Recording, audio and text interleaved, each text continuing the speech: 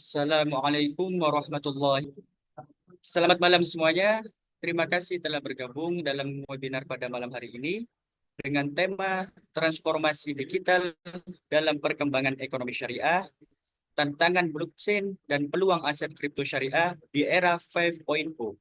Saya Ahmad Najwa Asyauqi dan saya akan menjadi moderator untuk sesi ini. Sebelum kita mulai, saya ingin mengingatkan beberapa hal. Webinar ini akan berlangsung selama kurang lebih 2 jam, dan kami akan memiliki sesi tanya jawab di akhir sesi ini.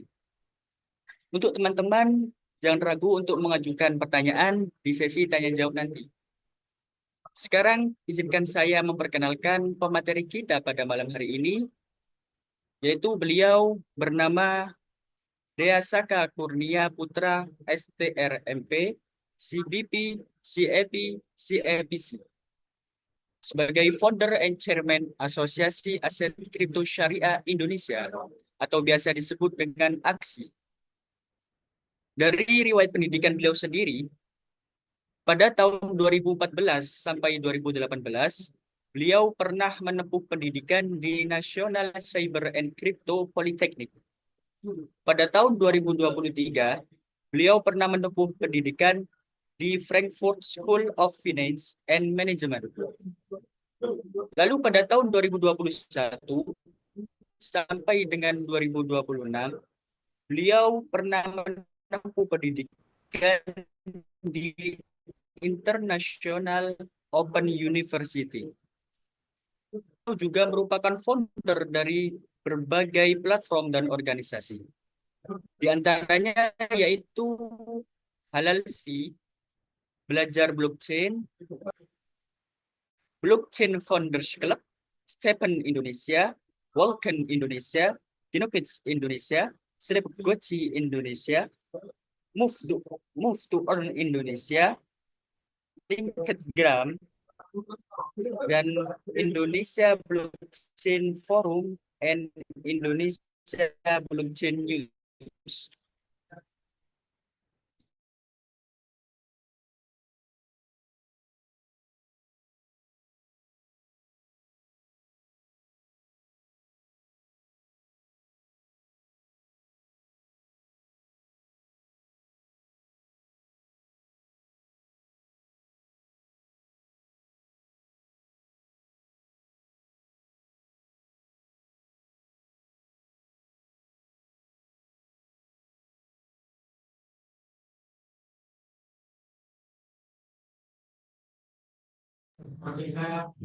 Mohon maaf, kayaknya moderator kita ada problem.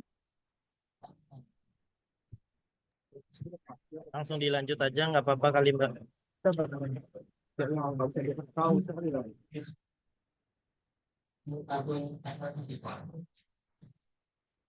Selanjutnya langsung ke pemaparan materi oleh narasumber kita.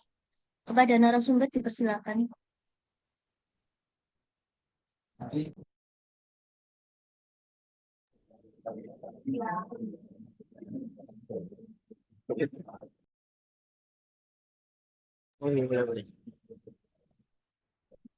Cek.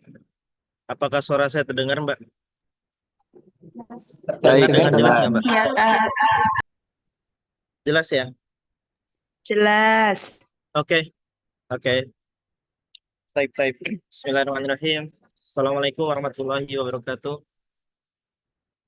Bismillahirrahmanirrahim. Wassalatu wassalam ala rasulillah wa ala alihi wa ashabihi wa man tabi'ahum bi ihsanin ila yaumiddin. Amma ba'd.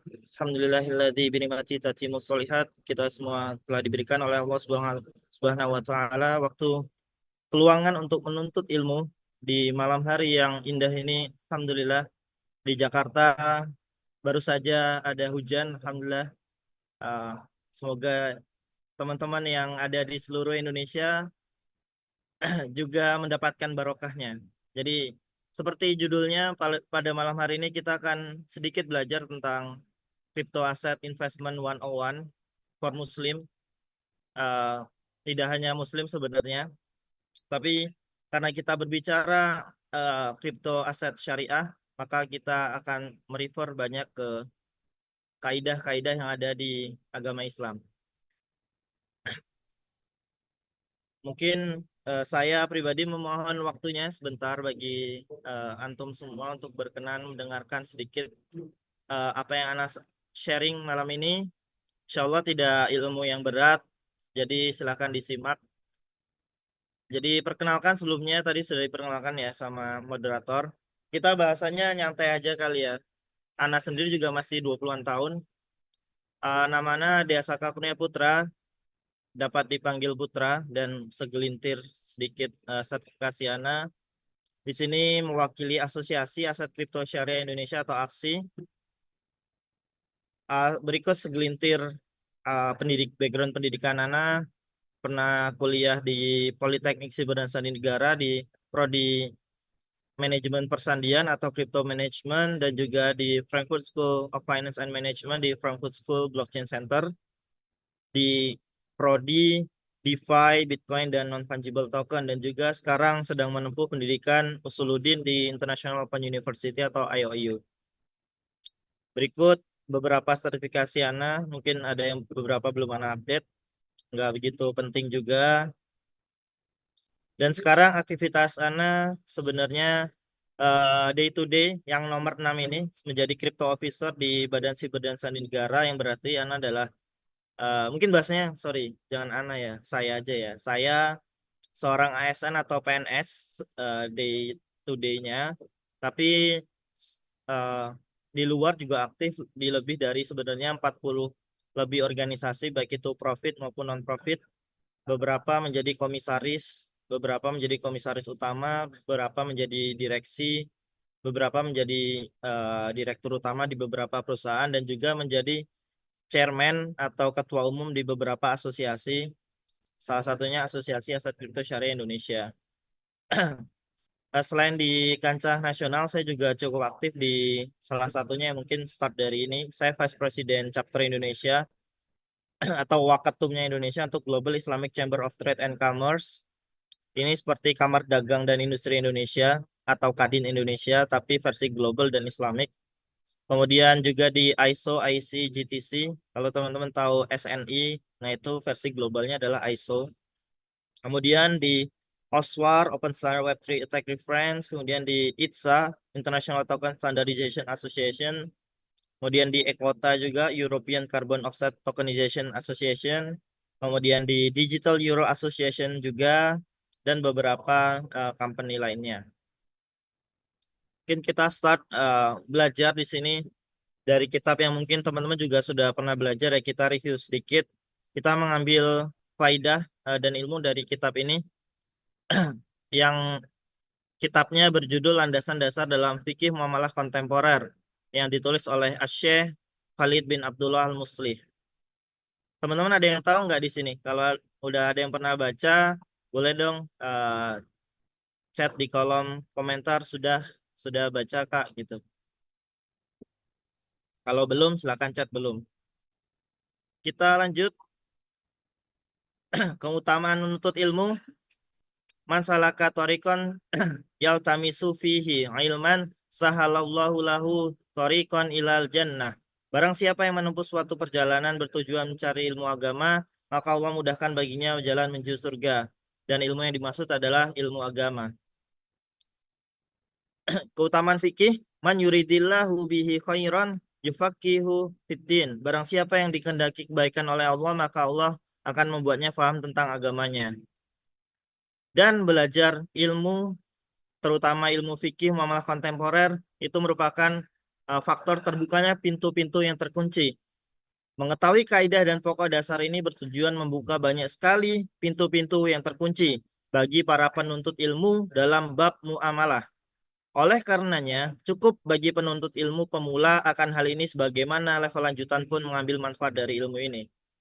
Di sini ada 7 dasar muamalah kontemporer. Jadi kenapa saya sampaikan terlebih dahulu? Karena kita akan membahas apa-apa yang kaitannya dengan syariah. Yang pertama, hukum asal muamalah, terlarangnya zalim, riba, gharar, perjudian, manipulasi dan kecurangan, serta antisipasi sarana yang menuju keharaman. Yang pertama, hukum asal muamalah. Wa halallahul bai'a wa harramar riba. Sesuai surah Al-Baqarah ayat 275, padahal Allah telah menghalalkan jual beli dan mengharamkan riba. Penjelasan dalil ini bahwa sesungguhnya Allah membolehkan jual beli dan banyak jenis perdagangan dikarenakan terdapat banyak maslahat manusia beserta kehidupannya. Allah haramkan riba karena terdapat kezaliman memakan harta secara batil. Kesimpulan dari dalil ini adalah hukum asal muamalah adalah halal atau mubah. Yang kedua, terlarangnya zalim yang artinya sesuai surah An-Nisa ayat 29. Wahai orang-orang yang beriman, janganlah kamu saling memakan harta sesama kamu dan jangan dengan jalan yang batil atau tidak benar, kecuali dalam perdagangan yang berlaku atas dasar suka sama suka di antara kamu. Kaidah ketiga, terlarangnya riba. Pada surat Al-Imran ayat 130, wahai orang-orang yang beriman, janganlah kamu memakan riba dengan berlipat ganda dan bertakwalah pada Allah agar kamu beruntung. Secara definisi, dalam kitab Lisanul Arab, kata riba diambil dari kata roba. Jika seorang berkata, roba sya'u, yarbu, ropuan, waroban, artinya sesuatu itu bertambah dan tumbuh. Ada beberapa definisi riba. Di sini yang pertama, riba jahiliyah, yang mana prakteknya disyaratkan ketika berhutang ada tambahannya. Jika jatuh tempo didenda. Dan riba dalam jual beli ada dua secara garis besar, yaitu riba fadl dan riba nasi'ah. Ini kita review aja ya, karena saya lebih percaya teman-teman lebih paham di sini. Yang pertama, riba fadl. Tambahan dalam dua komoditi ribawi yang satu jenis dalam pertukaran. Contoh, emas dengan emas, uang rupiah dengan rupiah. Contoh, saya menukar 1 gram emas dan Mbak MC tadi, Mbak Yanti mendapatkan 1,1. Saya menukarkan 1 gram emas dan Mbak Yanti mau tukeran emas juga dengan saya, tapi Mbak Yanti ngasih ke saya 1,1. Nah, ini terjadi riba fadl karena emas ini merupakan benda ribawi. Kemudian contoh yang kedua adalah uang rupiah dengan rupiah. Ini seringkali terjadi pada masa-masa Idul Fitri, sebelum Idul Fitri, di mana kita menukarkan uang rupiah dengan nominal besar menjadi nominal yang kecil dan uang baru. Contohnya di pinggir jalan banyak terjadi. Namun ini berapa case bisa diperbolehkan jika akad-akadnya tidak ada yang melanggar riba fadl ini. Kemudian yang kedua, riba nasi'ah. Adanya pengakhiran serah terima dalam komoditi ribawi yang ilahnya sama tapi jenisnya berbeda. Semisal emas dengan perak, uang dengan emas. Contoh, kita beli yang tidak boleh ya, yaitu riba nasi'ah. Kita beli emas melalui marketplace seperti Shopee, Tokopedia. Kita bayar dulu, uang kita ditahan, kemudian emasnya sekian hari baru dikirim dan baru sampai. Ini terjadi pengakhiran serah terima. Dan ini tidak memenuhi syarat jual beli emas, yaitu yadan biyadin. Kalau emas itu harus yadan biyadin. Seperti contoh yang benar adalah ketika kita membeli emas di outlet Antam, kita bayar saat itu, kita dapatkan juga emasnya saat itu juga. Yang keempat, terlarangnya gharar. Menurut Syekhul Islam Ibnu Taimiyah, gharar adalah ketidaktahuan atau ketidakpastian setelahnya. 3 jenis gharar. Yang pertama, ketiadaan, seperti jual beli anak sapi yang masih dalam kandungannya. Yang kedua, gharar keserah terimaan, menjual budak yang sedang kabur dan tidak di rumah, tidak tahu apa budak itu akan pulang atau tidak. Dan yang ketiga, gharar ketidaktahuan jenis, hitungan dan ciri-cirinya, seperti saya mau jual budak tapi nggak tahu budaknya yang mana, atau saya mau jual coklat tapi coklatnya yang mana, tidak ada ciri-cirinya, beratnya berapa, jenis coklatnya apa, dan seterusnya. Dan contoh lagi, ini agak lebih spesifik tapi tetap masih terkategorikan gharar, yaitu saya menjual budak yang ada di rumah tanpa menjelaskan budaknya seperti apa dan seperti apa. Contoh lagi, jual beli dalam kandungan, jual beli buah sebelum layak panen, jual beli burung yang berterbangan, jual beli ikan dalam kolam tanpa ada hitungan per ekor atau per kilonya. Yang kelima, terlarangnya perjudian jelas. Permainan harta secara definisi, perjudian adalah permainan harta yang mana menang akan mengambil bagian dari yang kalah ataupun bentukan lainnya. Tidak harus uang, apakah itu benda atau barang. Ini gharar versus judi. Judi lebih khusus dari gharar. dan gharar lebih umum dari judi. Maka setiap judi mengandung gharar dan setiap gharar tidak setiap gharar mengandung judi. Contoh judi, taruhan, pertandingan sepak bola, judi online, binary option, futures, kemudian beberapa contoh lainnya. Kalau judi offline jelas ya, berarti itu benar-benar judi ya. Kemudian yang keenam, jujur dan amanah serta terlarangnya manipulasi dan kecurangan.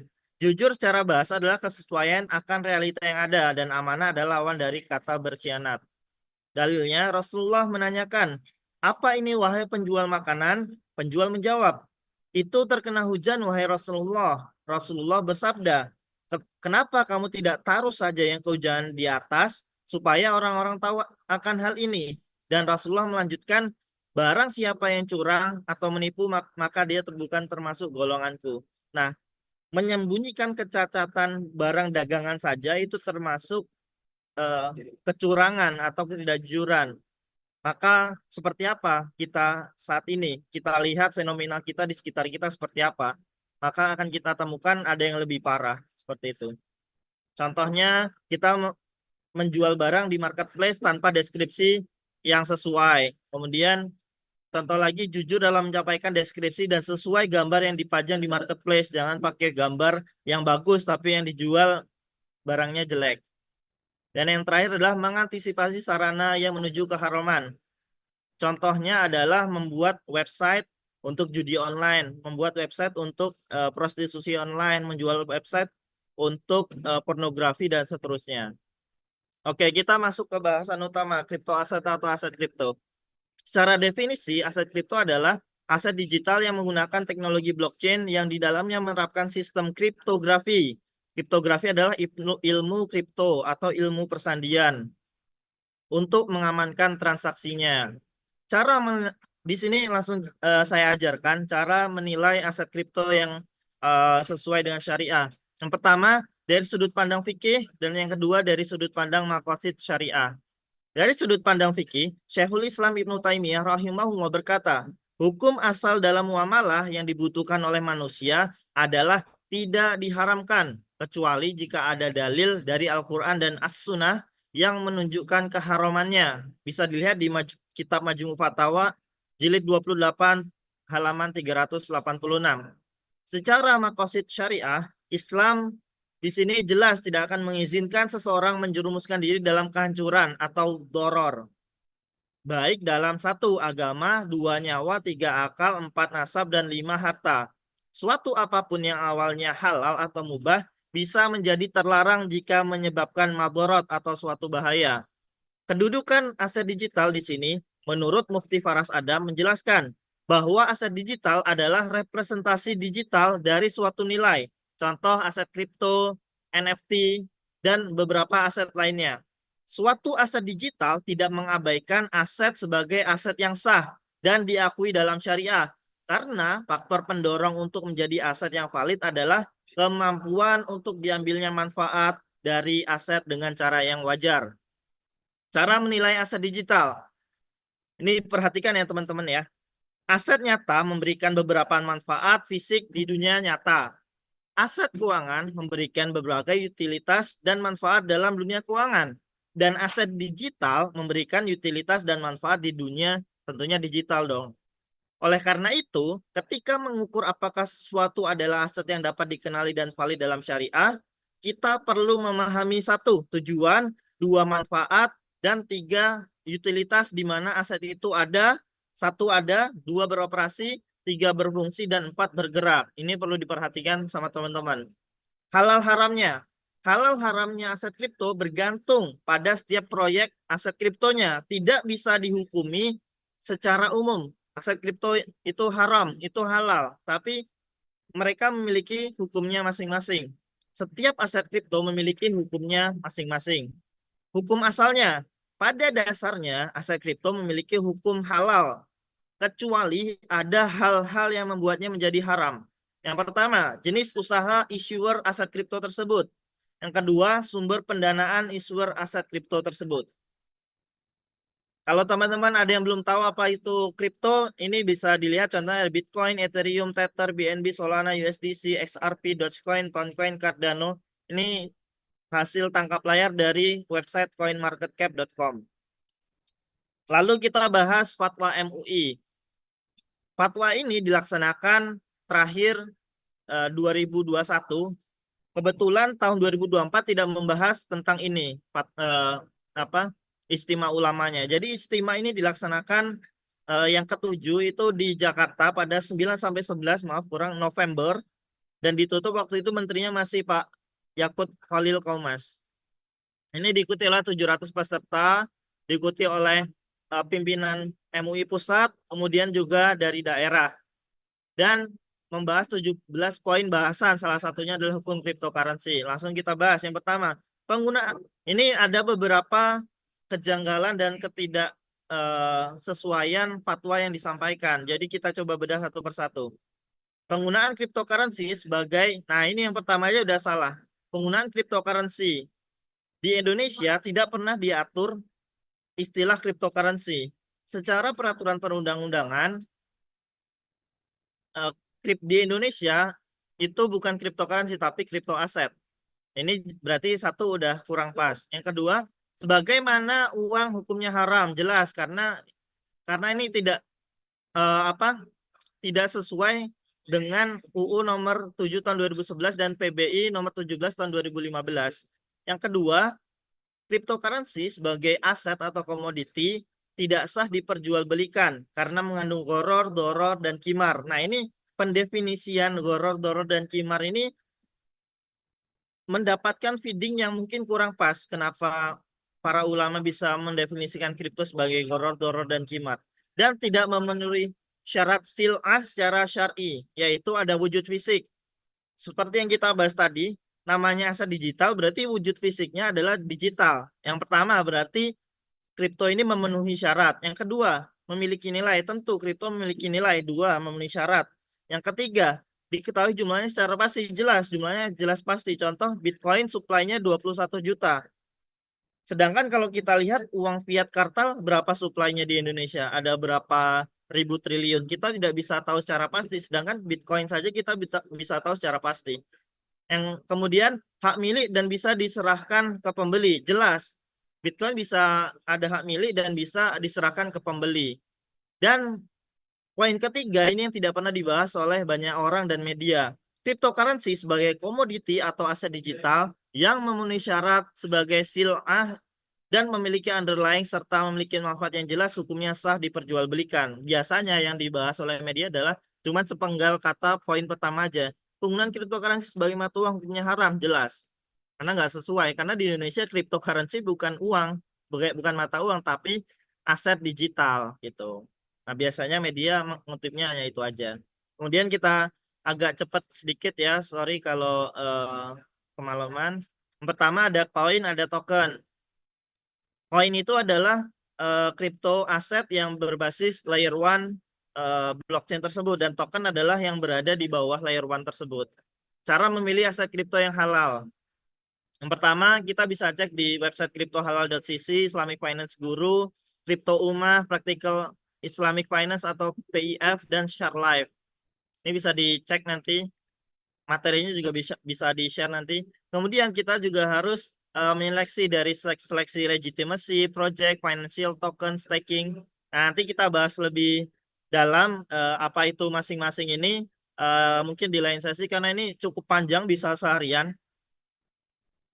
Kemudian hukum secara umum aset kripto dapat dikatakan halal apabila yang pertama zatnya halal, dua cara mendapatkannya juga halal. Contoh nih, kita punya BTC tapi dengan cara mencuri gitu, tentunya nggak halal. Contoh kita punya uang dengan cara mencuri, tentunya juga tidak halal, seperti itu. Dilihat dari zatnya. Yang pertama koin. Semua koin layer 1 blockchain. Apabila ada fungsi dari suatu layanan yang dibangun di atas blockchain tersebut, termasuk kegiatan syubhat atau haram, tidak berarti berinvestasi di koin blockchain tersebut juga syubhat atau haram. Perlu dipisahkan antara teknologi dan kegunaannya. Contoh koin ini adalah BTC, ETH, Sol, DOT, dan lain-lainnya. Jika ada proyek prostitusi, kemudian judi online di bawah Bitcoin, ETH tidak menjadikan BTC dan ETH itu haram. Seperti halnya ada transaksi cuci uang, ada jual beli anak, jual beli perempuan menggunakan uang kartal, rupiah, fiat, tidak menjadikan juga kan uang fiat itu jadi haram seperti itu. Jadi banyak eh, masyarakat Indonesia tidak memahami fikih muamalat kontemporer, tapi hanya mendengarkan dari sepatah dua patah kata para ulama dan mereka tidak memperdalamnya seperti itu.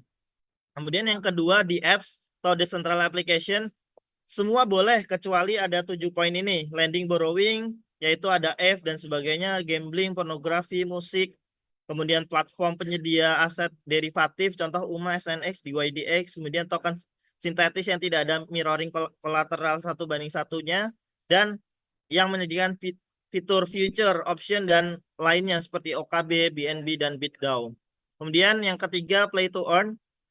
Ini beberapa game selama skema permainan dan konten grafisnya tidak mengandung unsur yang diharamkan maka pada dasarnya diperbolehkan. Kemudian stablecoin, semuanya diperbolehkan baik memiliki kolateral, uang fiat, aset kripto bahkan yang bersifat algoritmik. Dilihat dari cara mendapatkannya. Ada spot trading boleh, future tidak boleh, margin trading tidak boleh, option tidak boleh, staking tergantung peruntukannya, liquidity providing dan mining ini boleh, contoh mining Bitcoin. Nah ini kayaknya kita skip aja, cukup panjang soalnya nanti terlalu panjang ya. Jadi ada 7 soal jawab. Pertama, apakah saya coba jawab singkat aja ya. Kripto sudah disahkan pemerintah jelas dengan peraturan OJK dan peraturan Bapepti. Bukankah uang harus diakui negara agar bisa digunakan? Ya, kripto diakui negara tapi sebagai aset digital bukan sebagai uang. Yang kedua, ada wujudnya, ada jelas wujudnya bentuk aset digital metadata yang ada di blockchain explorer.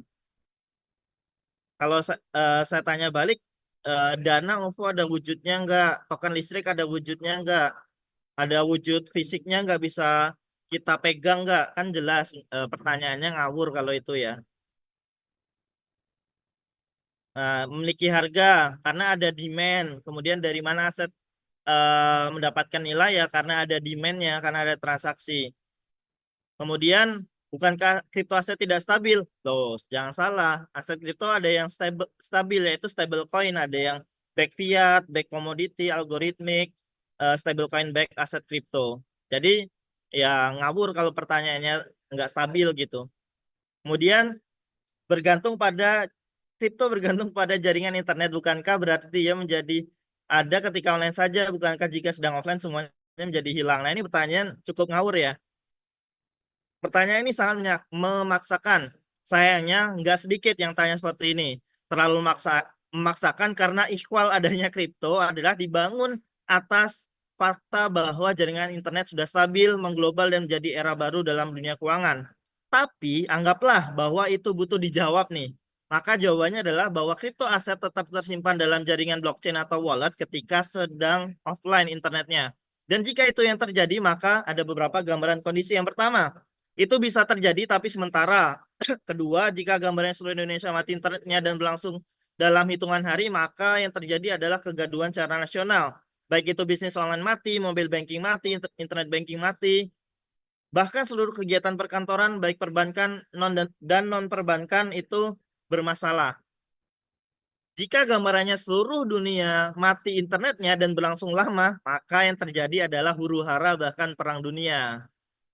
Gitu. Bahkan sekalipun yang nomor 4, jika internet mati, kripto ini bisa ditransaksikan menggunakan blockstream satelit. Walhasil, segala bentuk harta yang disimpan dalam bentuk apapun pasti ada risiko hilangnya. Makanya harus berinvestasi jangan pada satu kantong. Don't put all of your eggs in one basket. Bahasa kerennya gitu. Bukankah kripto bisa dihack? Bukankah ini doror? Nah, yang bisa dihack itu adalah exchange dan juga walletnya. Ini ibarat pertanyaan, apakah uang bisa hilang gitu. Kalau teman-teman ditanya, apakah uang bisa hilang? Gimana jawabnya? Coba di kolom chat coba. Ya jelas bisa hilang kan, bisa aja kita lupa naruh, sama halnya kalau di kripto kita lupa nge-save passphrase di mana, private key di mana, atau memang dompet kita kecolongan kalau pada uang nyata gitu. Gitu. Kalau teknologinya nggak bisa dihack karena secure sekali. Dan yang terakhir, bagaimana cara dapat aset kripto? Pertama, beli di CEX, di DEX, kemudian bisa dari airdrop, lending, liquidity mining, mining staking, fundraising, dan sebagainya. Nah, soal terakhir, apakah definisi uang bisa diterapkan di kripto? Nah, ini secara definisi uang itu, yang pertama, fungsi utama uang adalah barometer harga barang. Uang hanya perantara untuk mengetahui nilai harta, tidak benar-benar dimanfaatkan atau difungsikan bendanya. Contoh kalau saya tanya, fungsi uang rupiah kalian apa? Apakah ini menjadi bukti kekayaan? Kan tidak, sebenarnya itu sebagai barometer nilai tukar terhadap suatu barang tertentu. Gitu. Yang kedua, tidak adanya syarat bahwa uang harus dari benda-benda tertentu. Contoh di zaman dahulu bahkan kulit binatang saja bisa menjadi mata uang seperti itu. Berdasarkan dua karakter dan fungsi uang di atas, yaitu standar nilai barang dan alat untuk bertransaksi, maka kripto sebenarnya sudah memenuhi karakter tersebut, sehingga kripto sudah bisa disebut uang. Tapi catatannya, penjelasan ini dalam konteks fikih. Untuk saat ini, negara kita belum mengakui kripto sebagai uang, melainkan sebagai aset digital. Kita coba analisis nih langsung. Patuhan syariah beberapa aset kripto, contoh BTC. BTC ini secara semua legitimasi, project, token, reward, semuanya aman, insya Allah. Jadi BTC ini atau Bitcoin syariah comply. Kemudian Ethereum. Ethereum ini juga syariah comply. Kemudian Bill and Bill Coin atau BNB. Ini masih syubhat karena ada beberapa yang dia sumber revenue-nya dari sumber yang tidak halal sehingga syubhat. Tapi ada beberapa yang sumbernya halal sehingga saran saya dihindari koin BNB ini. Contoh kita ambil lagi Doge atau koin yang anjing ya itu ya. Ini diperbolehkan nih sesuai kripto halal. Ini ada sertifikatnya. Ini bahasa Arabnya. Mungkin teman-teman bisa membacanya dan mengartikannya. Insya Allah saya percaya teman-teman bisa. Atau bahasa Inggrisnya. Ini Dogecoin ini tuh permitted atau halal. Contohnya aja. Kemudian cara memilih aset kripto yang sehat. Pertama kita lihat use case-nya, utility-nya, timnya jelas, docs atau dia memperlihatkan wajah dan identitasnya, melakukan KYC atau know your customer dan tentunya harus well experienced. Kemudian yang keempat, kita harus melihat blockchain trilemanya, yaitu aspek desentralisasi, keamanan, skalabilitas, dan interoperabilitas. Lihat juga token economics atau tokenomics-nya. Kemudian yang keenam, apakah dia sudah melakukan security audit. Kemudian cek juga community-nya seperti apa, market cap-nya, TVL-nya, dan apakah dia sudah renounce. Nah, how to start? Yang pertama, pilih platformnya, platform checks-nya, kemudian buat akun di platform checks tersebut, deposit dana, beli aset kripto, dan simpan kriptonya. Cara dan ini portofolio apa namanya? Portofolio untuk yang baru masuk di kripto. Paling gampangnya saran saya, ini bukan saran keuangan ya, tapi ada dari para pakar menyampaikan seperti ini. Dan termasuk saya juga mengadopsi ini, yaitu peganglah BTC, ETH, Sol, Layer 1 Blockchain, Narrative Token, dan Stablecoin. Dan sampailah pada akhir paparan. Syukron, jazakumullah khairan atas waktunya.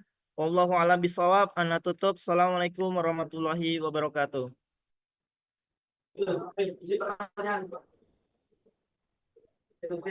Waalaikumsalam warahmatullahi wabarakatuh. Ya, terima kasih kepada Bapak Deasaka atas penyampaiannya yang sangat informatif. Sekarang kita akan membuka sesi tanya jawab. Silahkan untuk para audiens untuk mengajukan pertanyaan dan akan saya sampaikan kepada pemateri. Di sini saya menampung 3 penanya terlebih dahulu. Nah, untuk sistem penanya itu bisa apa? Bisa angkat tangan, on cam dan on cam dan on mic. Dipersilakan untuk para audiens untuk yang mau bertanya. Bisa angkat tangan.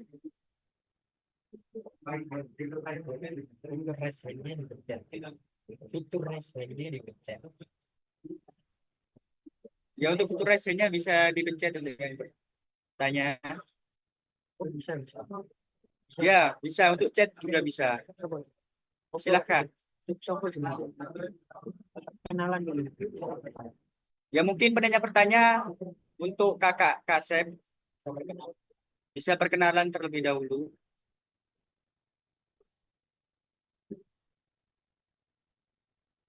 Bisa di on cam kakak Kasep.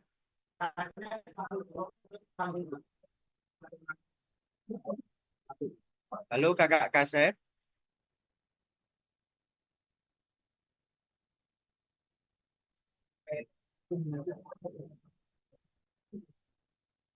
Kakak Kasep.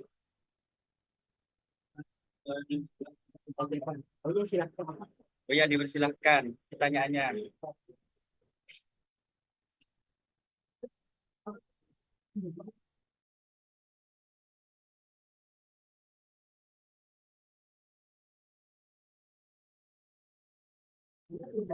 Oh iya Kak Nabila, boleh diutarakan pertanyaannya. Mungkin bisa perkenalan terlebih dahulu. Apakah suara saya terdengar jelas? Jelas. Jelas, Perkenalkan, jelas. nama saya Nabila Nur Faik dari Universitas Negeri Surabaya. Di sini saya ingin bertanya, dalam konteks penjualan, bagaimana larangan riba atau bunga berimplikasi pada mekanisme penetapan harga dan pembayaran dalam sistem ekonomi syariah? Makasih. Mungkin bisa diulangi Kak Nabila. Agak gitu. Mungkin Diperlambat. izin Mbak Nabila, arahnya regulasi atau apa ya? Maksudnya pertanyaannya agak terlalu global gitu, takut bias saya mendefinisikannya. Regulasi.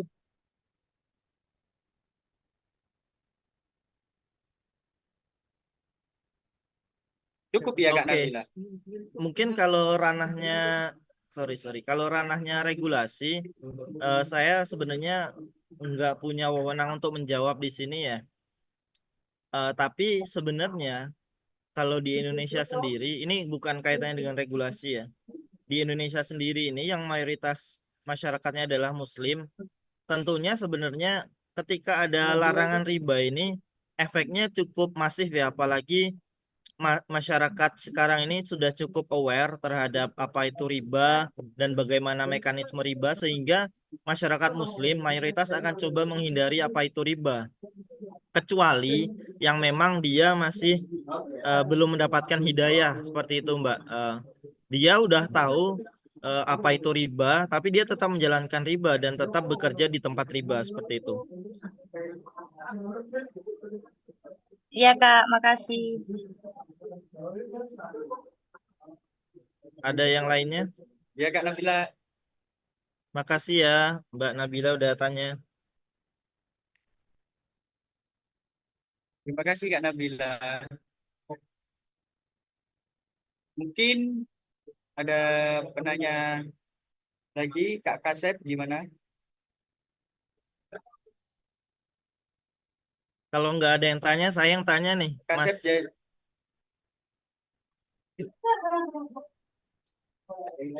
Saya tanya moderator aja kalau nggak ada yang tanya ya. ya mungkin ini Pak.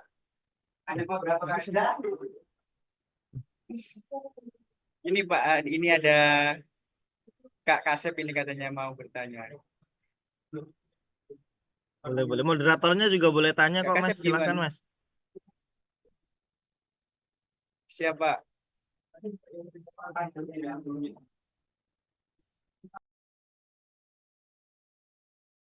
Saya mau tanya dong kalau nggak ada yang tanya. Di sini siapa yang apa sudah berinvestasi aset kripto? Boleh dong reactionnya pakai reaction. Bisa reaction nggak, Mas? Bisa reaction nggak nih? Kalau nggak bisa, mungkin chat dong sudah atau belum gitu. Dan coba chat dong kalau paham tulis sudah paham, kalau nggak paham belum paham Kak gitu. Boleh di kolom komentar.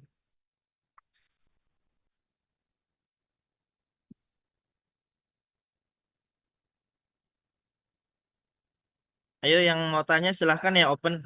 Oh iya nanti ini silahkan teman-teman yang mau terhubung dengan saya bisa di scan ini nanti akan muncul beberapa button, ada WhatsApp saya, Telegram saya, LinkedIn saya, Instagram saya, Twitter saya, silahkan bisa terkoneksi.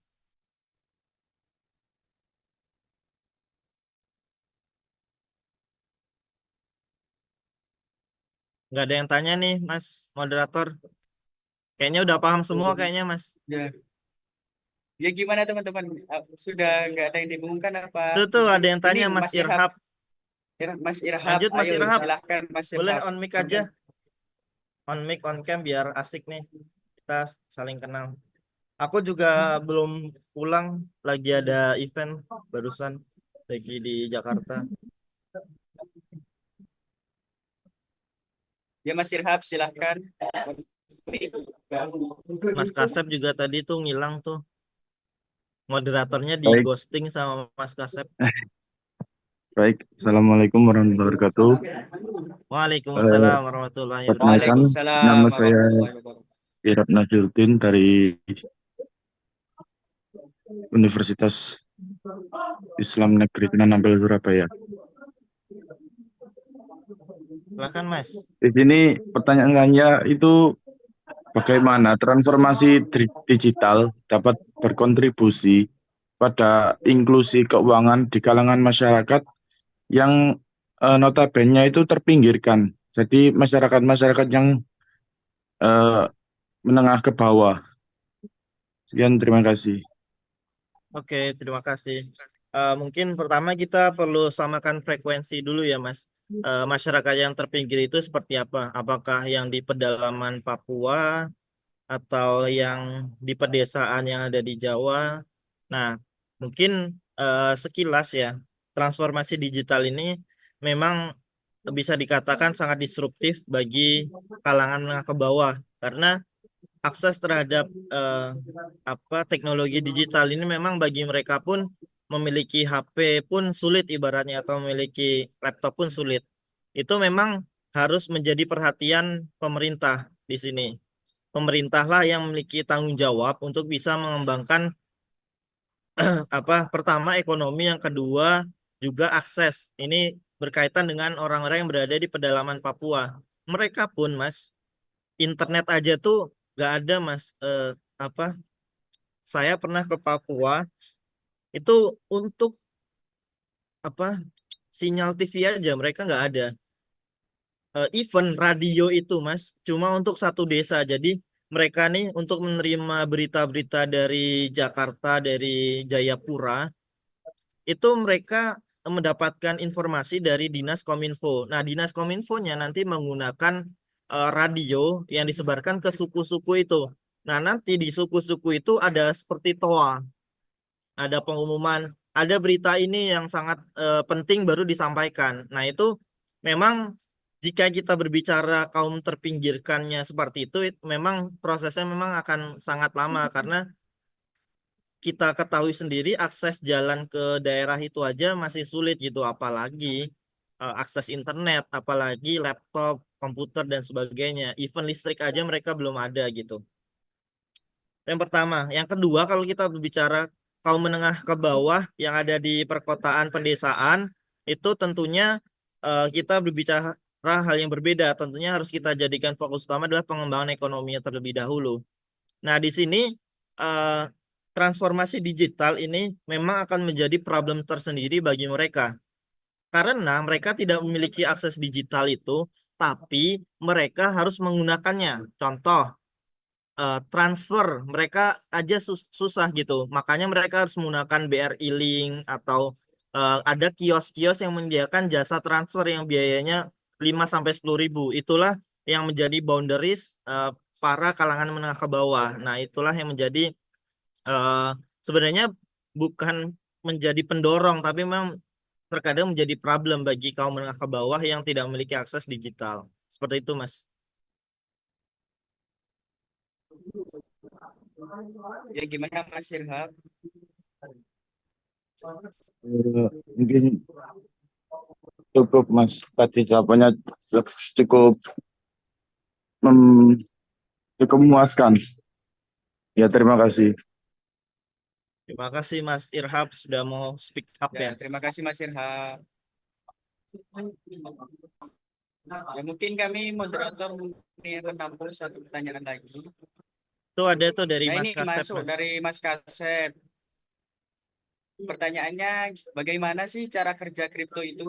Jadi seperti apa cara kerja Oke, kripto itu? baik saya jelaskan satu persatu nih. Kripto itu secara definisi sandi, Mas. Kalau diartikan bahasa Indonesia. Kalau Mas bertanya cara kerja sandi itu, berarti Mas bertanya cara kerja enkripsi. Tapi kalau saya tangkap di sini yang Mas maksud adalah aset kripto ya, bukan kripto itu. Aset kripto dan kripto itu berbeda, Mas. Kalau kripto itu adalah di bidang cyber security, bagaimana cara mengamankan sesuatu dengan menyandi informasinya. Tapi kalau aset kripto itu adalah asetnya, bentuknya contoh BTC, Ethereum dan sebagainya. Nah, kalau cara kerjanya, kalau ditanya cara kerjanya, eh, saya mau tanya balik dulu, cara kerja uang rupiah itu gimana, Mas? Nah, kan pertanyaannya agak ngambang ya. Kan rupiah tidak bekerja gitu. Ibaratnya kalau kita tanya gimana cara kerja uang rupiah? Ya uang rupiah kita pegang, kita gunakan untuk bertransaksi. Seperti halnya aset kripto. Kalau kita ditanya gimana cara kerja aset kripto, ya kita miliki, kita simpan, kita gunakan untuk transaksi. Tapi kalau Mas mungkin ingin tahu lebih dalam, aset kripto itu dibangun di atas blockchain. Blockchain itu adalah sebuah sistem yang terdesentralisasi yang secara aman itu disimpan semuanya di blockchain explorer dan tidak bisa diedit dan tidak bisa dihapus. Dan blockchain itu sendiri adalah distributed ledger atau decentralized ledger. Ledger itu adalah buku besar atau database yang tersimpan secara public maupun private. Jesus. Kenapa? Ada lagi nih, kenapa market crypto bisa berjalan selama 24 jam? Karena semua terbuka publik. Beda dengan saham. Saham itu dikelola oleh server tertentu. Kalau saya ibaratnya menghancurkan atau saya bobol nih, bisa aja saya ngebobol servernya BEI atau Bursa Efek Indonesia dalam satu malam. Bahkan dalam waktu 5 menit bisa saya bobol. Kalau saya bobol, saya kunci, saya ransom, semua bursa saham akan berhenti gitu. Nah, beda dengan kripto. Kalau Mas bobol BEI tidak akan menghancurkan kripto. Mas bobol server Indodax tidak akan menghancurkan pasar kripto. Itulah kenapa kripto itu sangat secure dibanding saham. Makanya Gen Z dan baby boomer pun sekarang mulai meninggalkan saham itu sendiri. Perbandingan jumlah transaksi saham dan kripto itu bisa dikatakan 1 banding 1 kuadriliun mungkin ya perbandingannya, nggak 1 banding 100 lagi, 1 banding 1000 lagi, tapi udah perbandingannya terlalu jauh. Transaksi harian kripto aja berapa juta triliun, udah triliun juta lagi. Triliun juta lagi. Nah, kalau saham setahun aja cuman berapa sekian ratus triliun, berapa kecilnya? Gitu. Aset kripto dalam perbankan syariah. Siapa penemu webinar? Hah? Siapa penemu webinar? Mungkin itu Mas. Ya, Mas Irham, mic-nya tolong Webinar dimatikan. kita itu ada karena adanya COVID kok. Mas Irham, halo Mas Irham. Ya mungkin bisa dilanjut, Pak. Iya.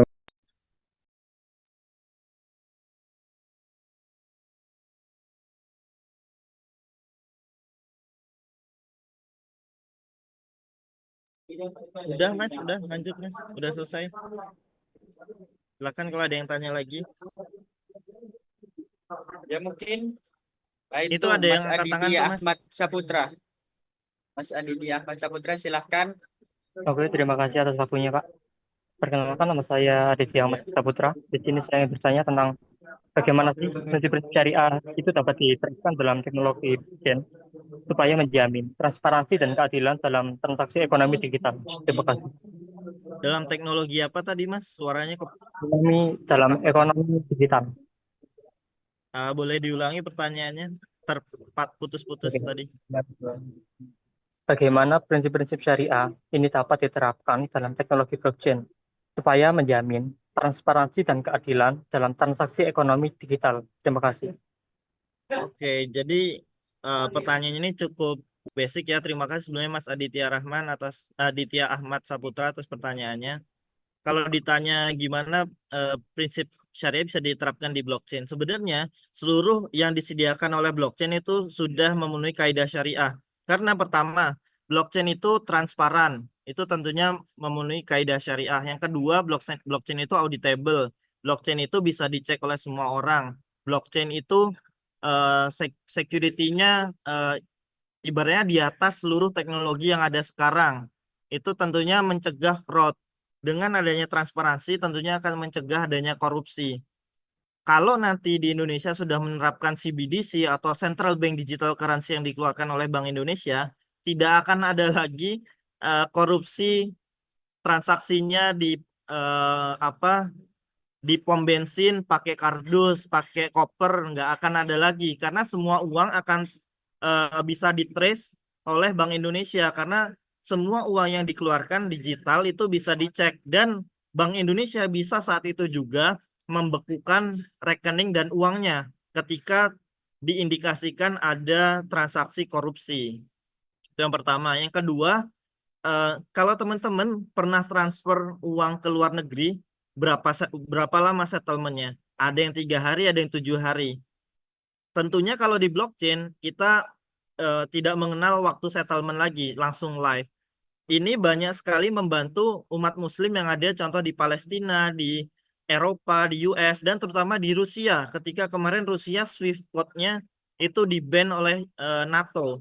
Sehingga mahasiswa-mahasiswa yang ada di Rusia itu tidak bisa menerima uang kiriman dari orang tuanya yang ada di Indonesia. Solusinya adalah menggunakan kripto. Orang tua Indonesia mengirimkan kripto ke sana dan mereka uangkan sehingga mereka masih bisa makan gitu. Kalau enggak ya mahasiswa di sana bisa jadi mati kelaparan gitu karena Swift-nya Rusia itu di-ban secara global oleh NATO. Seperti itu. Mungkin itu sih, mungkin terutama korupsi ya. Dan ketika blockchain ini sudah diterapkan contoh di pemilu, pilkada tidak akan ada lagi suara-suara yang menggelembung karena semua bisa ditrace. Ini KTP ini memilih apa, KTP ini memilih apa. Kalau sekarang kan ada KTP-KTP yang tidak tertrace dan tahu-tahu suara DPR ini, presiden ini menggelembung. Dan kita tidak bisa nge-trace sama sekali walaupun data yang ada di website itu seperti live, tapi sebenarnya database-nya masih bisa diedit. Kalau blockchain tidak bisa diedit dan tidak bisa dihapus sehingga tidak mungkin ada kecurangan. Kemudian di kasus mafia tanah, sekarang Kementerian ATR BPN sudah mulai meriset tentang sertifikat tanah menggunakan NFT dan blockchain. Sekarang banyak sekali di Jabodetabek itu mafia tanah, di mana mereka contoh mafia tanah tuh gini, dia mendekati seseorang yang lagi menjual tanah, dia pinjam sertifikat tanahnya, dia duplikat bisa sama persis dengan mafia-mafia para pencetak sertifikat tanah. Dia nggak punya tanahnya, tapi dia punya sertifikat yang persis dan asli. Terus dia gandakan sejumlah 10.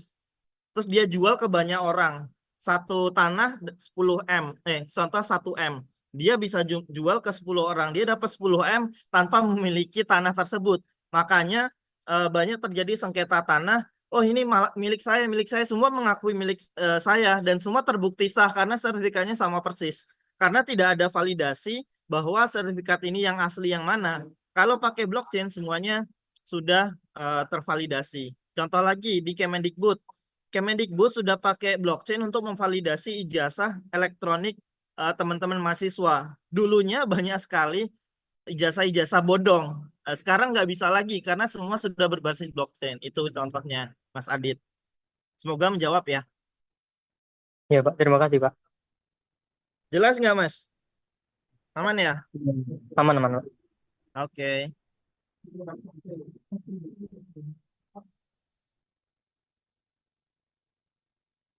Ya, mungkin dari teman-teman ada yang mau ditanyakan lagi atau cukup? Gimana teman-teman?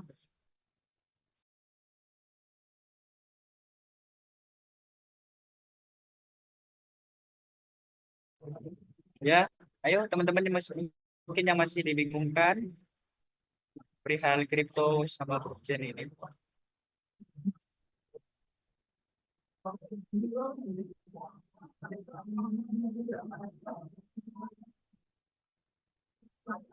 Atau udah cukup?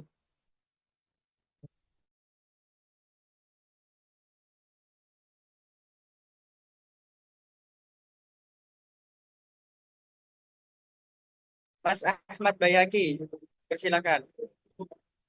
Mungkin bisa perkenalan terlebih dahulu. Eh, Baik, terima kasih moderator. Sebelumnya perkenalkan Bapak, saya Ahmad Baimah Hasan dari program studi hukum dari UIN Sunan Ampel, Bapak. Eh, saya mau tanya Bapak, pertama yakni tadi mungkin dari yang telah Bapak paparkan ya terkait dengan regulasi, terkait dengan aset kripto ini. Kalau dalam fatwa NUI-nya kan masih diaturnya kan masih dibilang haram ya Bapak ya secara fatwa MUI. Eh, Mungkin dan juga bertentangan dengan eh dan mungkin masih bertentangan dengan peraturan yang ada di Bank Indonesia ya Bapak ya. Nah, mungkin saya mau bertanya terkait dengan regulasi tersebut dan juga berhubungan dengan aset kripto syariah yang telah Bapak paparkan tadi. Itu apakah aset kripto syariah ini secara legalitas ataupun perlindungannya secara hukum apakah sudah ada ya Bapak ya? Mungkin saya kelewatan tadi yang telah Bapak paparkan. Terima kasih Bapak, sudah cukup. Oke, terima kasih Mas Ahmad. Alhamdulillah, terima kasih pertanyaannya. Tadi kebetulan sudah dibahas, Mas. Mungkin ada 10-15 menit kita membahas itu, Mas. Tadi sudah saya jelaskan satu persatu gimana kaitannya fatwa MUI, di mana masyarakat tidak pernah belajar, kurangnya literasi masyarakat tentang aset kripto. Bahkan mungkin Mas sendiri tanya tadi mungkin ya asumsi saya belum pernah membaca fatwa yang bahkan yang saya paparkan tadi ya, karena ada 3 fatwa dan tidak ada fatwa yang mengatakan dan mengharamkan kripto secara mutlak sama sekali. Yang kedua, perlindungan terhadap regulasi. Kripto ini sudah ada regulasinya lebih dari 10 sesuai peraturan Bapepti, sesuai peraturan OJK. Itu lebih dari 10 aturan yang mengatur tentang aset kripto. Kemudian kaitannya dengan fatwa MUI. Fatwa MUI memang pertama tadi kita review lagi bahwa kripto ini tidak, kan dia membahasnya cryptocurrency. Nah, tadi saya bahas juga, Mas, bahwa di Indonesia itu tidak pernah diatur sebagai cryptocurrency, tapi crypto aset. Itu sesuai peraturan Bapepti dan juga peraturan OJK. Dan itu lembaga negara, Mas. OJK itu Otoritas Jasa Keuangan, Bapepti itu Badan Pengawasan Berjangka, bla bla bla gitu, saya lupa panjangannya. Nah, itu mengatur tentang aset kripto dari 2012. Kemudian diperbarui 2017, 2018. Tadi sudah kita bahas juga bersama bahwa cuma fatwa fatwa pertama itu mengharamkan bahwa kripto untuk alat pembayaran, jelas di Indonesia tidak pernah digunakan untuk alat pembayaran. Bahkan Mas kalau transaksi dolar pakai dolar di Indonesia itu haram, Mas, karena yang boleh di Indonesia hanya rupiah. Makanya tidak pernah kripto digunakan untuk transaksi. Yang kedua, tadi sudah kita bahas juga ketidaksesuaiannya kripto itu goror-doror, kimar, kemudian tidak memenuhi syarat sil'ah, kemudian tidak ada underlying dan sebagainya. Itu sudah kita sampaikan pemaparan secara ilmiahnya seperti apa. Dan memang kesimpulannya adalah sesuai pendapat para ulama juga bahwa kripto ini tidak memiliki hukum yang mutlak. Jadi kripto ini memiliki hukum yang berbeda pada setiap aset kriptonya, tergantung apa itu aset kriptonya, seperti itu Mas. Mungkin nanti kalau ada rekamannya bisa disimak lagi Mas Ahmad, nanti panitia bisa diberikan. Baik, Bapak. Terima kasih. Maaf ya Mas, semoga menjawab, tapi tadi kebetulan udah kita bahas nih, takut teman-teman yang lain menunggu terlalu lama jawaban saya menjelaskan ulang. Ya mungkin kalau dari teman-teman sudah ada yang bertanya, bisa saya cukupkan.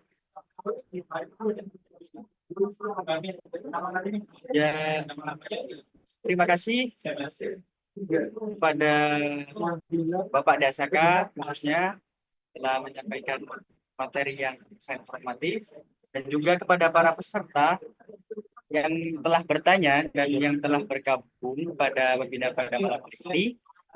Saya selaku moderator mengundurkan diri. Mohon maaf bila ada salah kata. Wallahul muwaffiq ila aqwamit thoriq. Wassalamualaikum warahmatullahi wabarakatuh. Waalaikumsalam. Waalaikumsalam warahmatullahi wabarakatuh. Mungkin saya kembalikan kepada MC.